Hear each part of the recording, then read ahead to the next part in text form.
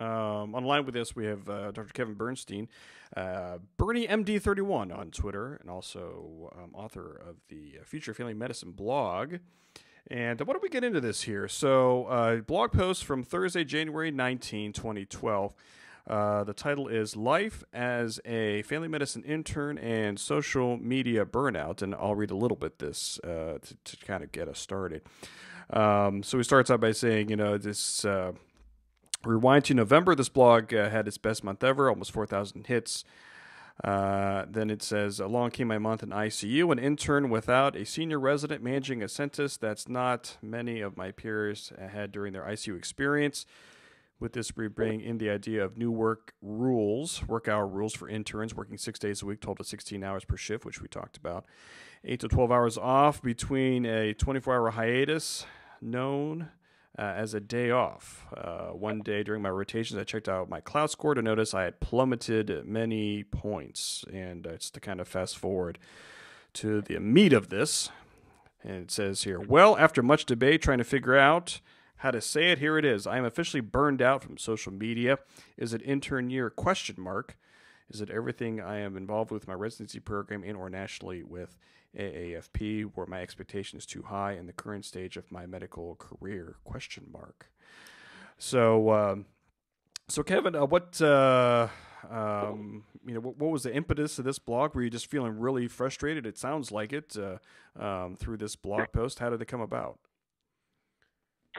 Well, it's a lot of mixed emotions. I mean, right in the thick of things, an intern year, right at the halfway mark. I'm just looking back and looking at my social media usage, whether it's Twitter, Facebook, participating in Twitter chats, and obviously writing blog posts.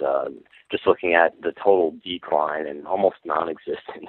At one point, I think it was on my Twitter. It was just my FM Revolution daily newspaper that auto-generates every day for probably a good 7 to 10 days without any other usage. So I looked at that and I kind of said, wow, things have definitely hit rock bottom as far as social media. And then I look at my blog and I see that there has not been a post since end of November, and I don't know, it just came down on me as far as trying to figure out what's going on, and just kind of evaluating the whole situation as far as not just social media but life in general. Is this going to continue? What will I be able to do to kind of recover from this? But I don't know. For someone like me that likes to get involved with so many things, I think that it was a combination of many factors as far as my involvement within my residency program, developing a research project within the program, trying to make sure that I do really well, because I feel like coming in with all the other responsibilities I've had with the AAFP, I feel like it would be in my best interest to make sure that I'm also performing really well in my internship and my residency program, to make sure that other people don't see that as me trying to put that as an aside and focusing on all my other efforts. So a lot on the plate all at once, and something I guess had to go. And for me, it was definitely social media for sure. So I don't know. I felt like a lot of things go on at once. Trying to make sure that I'm learning. I'm trying to make sure that I'm advancing, making sure that I'm not falling behind, and staying at the top of my game. I never like being down as far as anything I do, whether it's me presenting in our morning reports, whether it's performing in rounds, whatever the case may be. I always try to put in my all, and I was putting in my all in a lot of different areas, and it was just getting too much. So. Yeah, I can definitely relate to that. When I was in residency back in the last century, where before before before social media. I kind of hit bottom too during my intensive care rotation, and for people who may not be familiar with it or haven't been through it, it is a very humbling experience. You're working a lot of hours. It's very intense. Obviously, patients there are sicker than other places in the hospital, so you have to bring your best game and not look stupid, and to try to keep up with things, try to look up things on the fly. Especially things like research, or and for people who may not know, I mean, for some people, and I was one of them. When you're in your intensive care rotation, you're there with residents from other specialties, like internal medicine or that type of thing. So there's that thing too where there's a little chip on the shoulder of some residents, especially when it comes to family medicine, and bias out there that family medicine doesn't know as much as other specialties. So there's that burden on you, and you may be the only resident there from your family medicine resident program, trying to fight it out with these other residents when it comes to knowledge, when it comes to procedures, when it comes to not getting on the big doc or the attending doc's bad side, or the nurses and all that kind of stuff. And there was not a lot of sleep that month, and my wife can tell you, and I know you're married too. My wife can tell you that she didn't really see me that much that month, and it was a very, very tough thing. So I'm definitely with you. I felt very burned out that month. But as I finished that, and I got through my next rotation, I got through that year. I mean, I learned so much during that month in intensive care that I still hold today. I sometimes I still refer to some of those notes that I had from back then, because that is when you develop a lot of this knowledge and a lot of this habits about a diagnosis and ordering tests and that type of thing.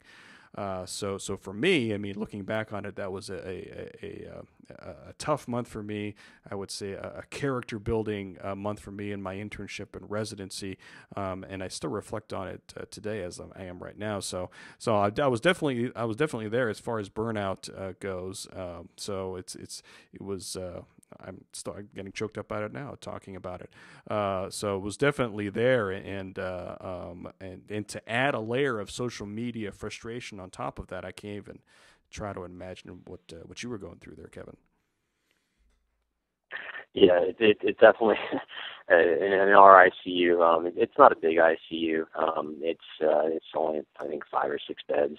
We're smaller community-based hospital, but definitely had sick patients in there my entire month, going every day, trying to figure out why my patients just weren't getting better, no matter what I tried to do, no matter what my attending and I decided to do. And just to layer that on top of everything else, not being able to get the results that you want to see immediately with the patients that you're putting all of your energy into for all the hours that you're there throughout every week.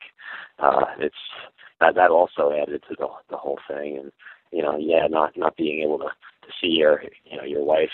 My wife, wasn't able to see that much either on that rotation. And then right after that, I started on our night float system, and that was midnight to noon. So for 6 days out of the week, I was not seeing my wife at all. So it definitely was a low point as far as morale is concerned.